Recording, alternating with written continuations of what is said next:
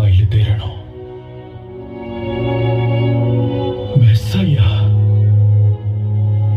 ఎంతో కాలంగా ఎదురు చూస్తుంది ఇదేనా? జాగ్రత్తగా పరిశీలించండి. నక్షత్రం కదులుతోంది. దాన్ని వెంబడిస్తూ వెళ్దాం. పదండి.